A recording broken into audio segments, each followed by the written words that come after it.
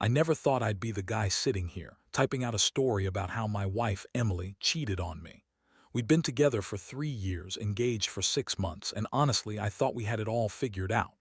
She was beautiful, smart, fiery sometimes, but loving. At least, that's what I believed. We were planning our wedding, talking about the future, and I was starting to really believe I'd found the one. Then everything started to fall apart. It all began with little things. Emily was acting weird, distracted, a little more distant, but she always blamed it on work stress or her stupid boss. She'd come home late, excuse herself quickly when I asked questions, and she kept saying she was too busy to go out for drinks or even grab dinner sometimes. At first, I brushed it off. I thought maybe she was just stressed, maybe she was just tired. But then the signs started piling up, and I couldn't ignore them anymore. One night I was doing laundry and decided to check her shirt pocket. Nothing unusual, just a habit I'd gotten into lately because something felt off. That's when I saw it. A lipstick stain. Bright. Red, fresh-looking, right on the collar of her shirt. I froze. My stomach sank. My mind raced. I told myself I'd never be that guy who spies or digs into her stuff, but seeing that stain just shattered whatever shred of trust I had left. It wasn't just a lipstick stain. It was proof she'd been sneaking around behind my back. I was stunned for a moment, like, how could she do this? We'd been so good, so happy before. I started to piece everything together. Her secretive phone calls, the way she'd get defensive when I asked where she'd been, the way she'd always have an excuse for being late at work or claim she was working late, even when she was clearly hiding something. I decided then that I needed to talk to her. I couldn't keep pretending I didn't know. But I also knew Emily. She's the kind of person who's always been good at lying. She's bitchy when cornered, quick with a retort, and doesn't take blame easily. The way she'd spin stories and manipulate situations was almost impressive. But this was different. This was real. That night I confronted her. I found her in our living room, scrolling mindlessly through her phone like nothing was wrong. I showed her the stain. I looked her in the eyes and said, "What the hell is this?" Her face went pale for a second, then she scoffed and rolled her eyes. "It's just lipstick, Jason. You're overreacting. Maybe you're imagining things." Yeah, right. I knew her too well. That was her way, deny, deny, deny until she couldn't anymore. Her reaction made my blood boil. I asked her directly if she'd been cheating on me, and she laughed, a bitter, sarcastic laugh that made my stomach turn. "Cheating? Please, you think I'd do something that stupid? I've been busy, that's all. You're paranoid." But I knew what I saw, and I could see the guilt in her eyes, the little flicker of something else, shame, embarrassment. I wasn't sure anymore. I felt a massive wave of betrayal wash over me. I'd trusted her with everything, with my heart, my future. And now I was staring at the woman I thought I knew, but she was a stranger hiding a secret that could rip everything apart. I couldn't believe she'd been lying to me all these months, hiding her affair. I thought she loved me, but apparently she loved her boss more. That was the moment I realized this wasn't just a mistake. It was a betrayal that cut deeper than I ever thought possible. After that night, everything changed. I couldn't sleep, couldn't eat, and honestly, I felt like I was losing my mind. The betrayal hit me harder than I expected. I kept replaying everything, her secret calls, the way she'd dodge my questions, the way she'd get defensive. All the signs had been there, but I never wanted to see them. I guess I just refused to believe she could be capable of such a lie. But the lipstick stain was the undeniable proof. It was like a slap in the face. The next day I started digging. I couldn't just sit there and pretend everything was fine when I knew she'd been sneaking around. I remember going through her phone while she was at work. She always kept her phone closed, but I had a bad feeling. I found texts. Not just innocent ones either. Flirty messages, suggestive photos, plans to meet up after work, all with her boss, Mark. They'd been doing this for months. And she'd lied about everything. I felt sick. Betrayal, anger, heartbreak, the whole spectrum of emotions hit me like a freight train. I couldn't believe I'd been so blind. How could she do this to me? How could she lie so effortlessly? It was the kind of pain that eats you up from the inside. I wanted to confront her again, to scream at her, but I knew that wouldn't be enough. She'd deny everything, she'd spin her web of lies, and I'd be right back where I started. So I decided I had to do something more calculated, some kind of revenge. I didn't want to just end things. I wanted her to suffer, to feel the pain she'd caused me. That's when I started planning. I knew her schedule. She worked late. She always had her girls' night or business dinners with Mark. I decided I'd catch her in the act. I needed proof, concrete proof that she'd been lying to my face all this time. But I also wanted her to know I wasn't some naive fool anymore. I wanted her to understand what she'd lost, so I set a trap. I bought a hidden camera, nothing fancy, just a small device I hid in the living room, pointed towards the hallway where she'd come and go from her work meetings. I knew she'd come home late again, probably after a night with Mark. I waited, anxious but determined. And sure enough, one night she walked in around midnight. I was waiting for her in the dark, heart pounding. I had my phone ready to record if she did anything suspicious. What I saw on that footage burned into my memory. Emily, in a tight dress, her hair disheveled, sneaking into the house. Then she met Mark in the living room. No work, no business dinner. Just her and her boss kissing and making out like teenagers. My stomach turned. I couldn't believe it. After everything, she was still lying, still hiding her affair. That was the moment I knew I had to act fast. I didn't confront her then. Instead, I waited until the morning, feeling like a scum for spying on her, but knowing I had no other choice.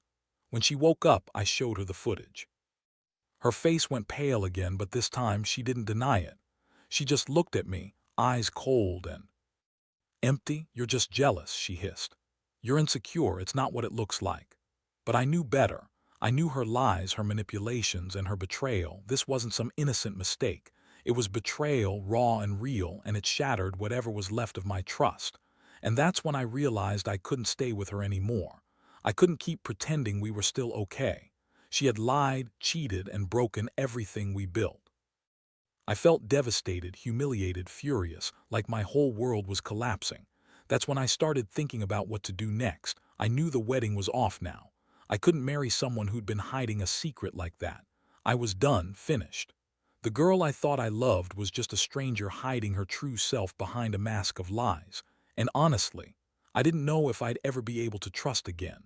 After seeing that footage, I felt like I was in a fog. Part of me wanted to break down, scream, rage, anything to release the pain. But another part, the cold, rational part, knew I had to act carefully.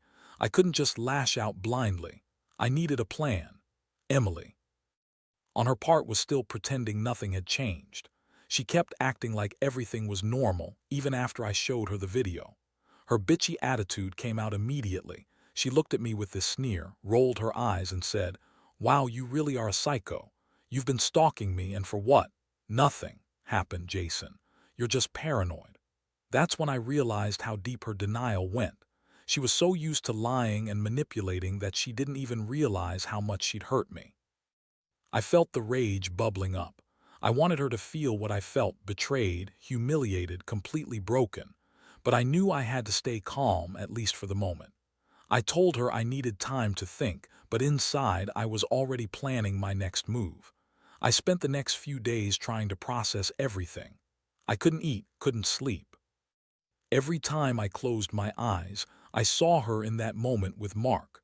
Her lips pressed against his, her hands around his neck, her body pressed to his in a way that made me feel like I was nothing. I kept asking myself how I missed the signs, how I could have been so blind. I kept replaying her lies, her excuses, her bitchy attitude whenever I accused her of cheating. Then I started to think about revenge. Not just ending things, that was obvious now, but making her hurt, making her regret the day she ever crossed me. I wanted her to realize that she couldn't get away with betraying me and then act like nothing had happened. I wanted her to see that her lies had consequences. That's when I decided I'd expose her to her boss, Mark. Not openly, not like some dumb revenge scheme, but subtly. I wanted him to know I knew. I wanted to ruin her reputation, her credibility, everything she'd worked for. So I began gathering evidence. I collected every text message, every photo, every piece of proof I could find. I also started talking to a few of her friends, trying to get a sense of what she's been telling them, especially her coworkers. I wanted to make sure that when I finally confronted her with everything, she'd be cornered with no way out. I wasn't going to be the fool anymore. I was done playing her game. Meanwhile, Emily kept pushing her narrative, acting like she was the victim. She'd snap at me, call me jealous or insecure. She'd say, "You're just overreacting because you're afraid of losing me." But I knew better. I saw her true face now, and I realized she'd been cheating on me during our entire engagement, that she'd been lying to my face for months. The betrayal was so deep that I thought I might never recover from it. Still, I knew I had to be strong. I had to do something that would make her see that she couldn't get away with this. One night, I finally decided to make my move. I contacted her boss, Mark. I didn't confront him directly, at least not yet. I sent him a message, basically telling him I knew everything, that I had footage of them, and that he should be careful. I wanted him to understand that I wasn't some naive fool, that I was aware of what was going on behind the scenes. My plan was to let him stew in his own guilt, to make him realize that Emily's lies were about to blow up in his face. The next morning, Emily woke up to find her phone flooded with messages and calls from people she knew, friends, coworkers, even some of her family. I made sure she saw that I'd been spreading the word. I didn't want her to think I was just going to quietly walk away. I wanted her to feel the heat, to realize that her entire world was about to collapse. I knew she'd be furious, but I also knew she'd have no choice but to face the consequences of her actions. The thing that struck me most was her reaction. She was furious at me for ruining her life, but she was also scared. Her bitchy attitude was replaced by panic. That's when I knew I'd finally broken her. I had her cornered, and the only thing left was to see how she'd try to spin her way out of this mess. But I was done playing her game. I was done pretending everything was okay. I was ready to make her pay for what she did, and part of me felt guilty for it, but mostly I just felt numb. The fallout happened faster than I expected. Within a day, the entire office knew about Emily's affair. Her boss, Mark, was flooded with calls and messages. His reputation, which I knew he cared about deeply, started to crumble. I didn't even have to say much, just the evidence, the videos, and the truth did all the work for me. Emily's boss was already on edge, trying to deny everything, but the dam had broken. There was no way to spin this anymore. Emily, on the other hand, started to spiral. I could see it in her eyes. Her usual bitchy confidence was replaced with panic and rage. She screamed at me one night, "You're crazy, you're ruining everything, I didn't do anything wrong." Her voice was high-pitched, full of venom, but I just looked at her and said, "You lied to me for months, Emily. You cheated on me during our engagement, and I have the proof. Think about what you've done to us, to me. You're not the victim here." She sneered, but I knew her lies couldn't hold up forever. Watching her try to spin her story was almost laughable. She started accusing me of stalking, paranoia, and trying to control her, as if I was the villain.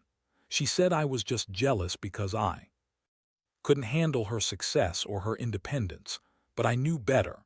I knew I was simply the guy who got betrayed by the girl he loved, who thought she was the one. That's when I realized how deeply manipulative she was. She always had a way of turning things around, making herself look innocent while she did dirt behind my back. I felt a strange mix of emotions. Mostly, I was numb. This wasn't just heartbreak anymore. It was a full-blown betrayal that cut so deep I was questioning everything I knew about her, about us. I kept thinking, how could she do this during our engagement? How could she lie so effortlessly? I was furious, but there was also this deep sadness that I couldn't shake. For a while, I wondered if I'd ever recover from this.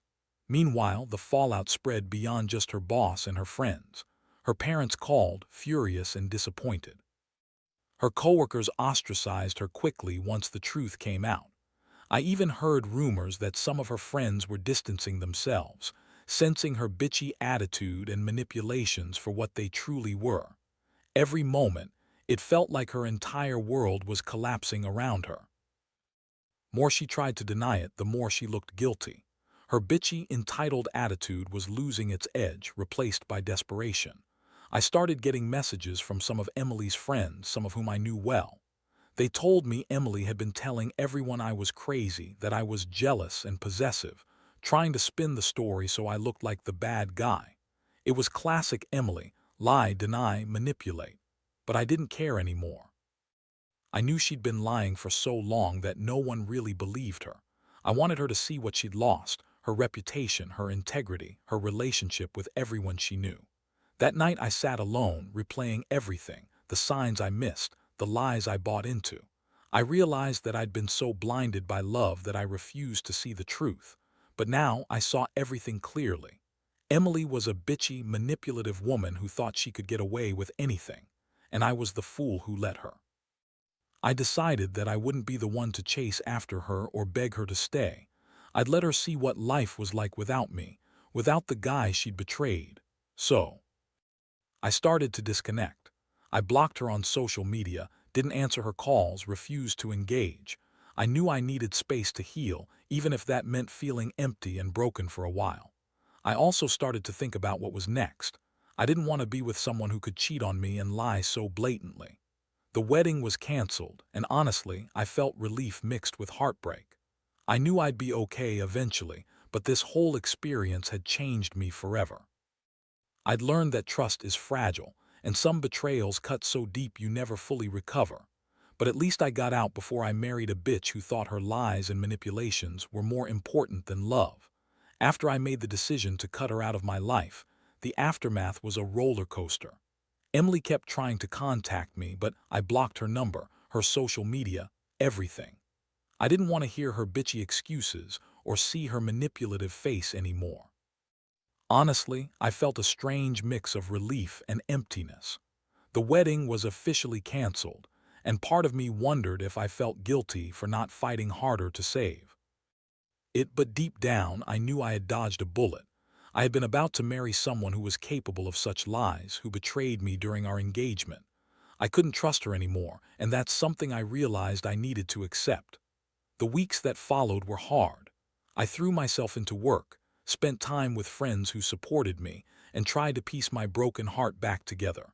But even in those quiet moments, I kept thinking about her. The bitchy side of her, the way she'd lie with that sneer, the betrayal that I still couldn't quite wrap my head around. It was like a bad dream I couldn't wake up from. I kept asking myself how someone could be so selfish, so manipulative, so cold. And then I'd remember the evidence, the videos, the messages, and feel that old anger bubbling up. One day, I decided I'd had enough of feeling helpless. I reached out to a lawyer to understand what options I had, especially since we had already canceled the wedding, but I knew she might try to come after me for some reason.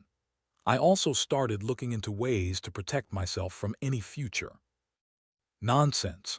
I felt like I'd been played for a fool for so long, and now I wanted to make sure I wouldn't get hurt again by someone like her. The weirdest part was how my perception of everything shifted. I used to believe in love, in the idea of a perfect relationship.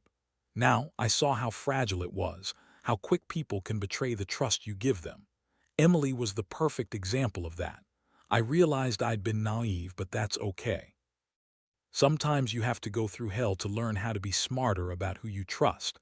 I also had to confront some of my own feelings. The heartbreak, the betrayal, the anger, they all felt overwhelming at times. I hated that I had loved someone who could do something so bitchy, so selfish. But I also knew I had to move on. I started focusing on myself, on rebuilding my confidence, on figuring out who I was after losing her. It's funny how a betrayal can shake your sense of identity, but it also forces you to grow. Now, I'm at a point where I'm cautiously optimistic. I know I'll probably never fully forget what she did, but I've come to accept it as part of my story. I learned that some people are just not worth the effort, and that it's better to walk away than to stay and be constantly lied to. I want someone who will respect me, who will be honest, who won't be a bitch about everything. And honestly, I think I'll be okay, stronger, wiser, maybe a little more guarded, but definitely better off without her. If there's one thing I've learned from all this, it's that betrayal cuts deep, but you have to pick yourself up and keep moving forward. You can't change what she did, but you can control your reaction. And I choose to walk away, knowing I deserve better than a manipulative, lying bitch. Looking back, I realize that this experience has changed me in ways I never expected. I used to be the guy who believed in trust and loyalty, who thought that love was enough to get through anything. But now I see how fragile those things really are. Emily's betrayal exposed a side of people I didn't want to believe existed: selfishness, manipulation, a complete lack of respect for what we had. It hurt like hell, but in a strange way, it also set me free. I learned that sometimes you have to hit rock bottom before you can truly rebuild. I was naive to think that love alone could protect me from heartbreak. It's clear now that trust is something you earn, not just give blindly. Emily showed me that some people will lie, cheat, and betray without a second thought, and that you need to be vigilant, especially when it comes to the ones you love most. The most important lesson I take away from this is that revenge isn't about hurting her for the sake of revenge. It's about reclaiming your dignity, about making her realize that her actions have consequences. I didn't want to be the fool anymore. I wanted her to see that I wasn't going to be played or manipulated anymore. I wanted to take control of my life again, even if it meant losing someone I thought was the love of my life. Now, I'm focusing on myself. I've started therapy, which has helped me process a lot of the pain and anger. I'm rebuilding my confidence, one day at a time. I'm also opening myself up to new possibilities, new people, new experiences. It's scary, but I know that I deserve honesty and respect. I won't settle for less again. To anyone out there who's going through something similar, I'll say this: trust is fragile and betrayal cuts deep, but you have the strength to get through it. Don't let someone's bitchy attitude or manipulations define you. Stand your ground, do what's best for you, and never let anyone make you feel like you're less than you are. Life's too short to waste on people who don't value you. In the end, I'm grateful I found out the truth before I married her. It hurts to lose what I thought was my future, but I've gained clarity. I've gained a new sense of self. And most importantly, I've learned that sometimes the greatest act of revenge is simply walking away, holding your head high, and refusing to be the victim of someone's lies. That's what I did, and honestly, I'm finally starting to feel like I can breathe again.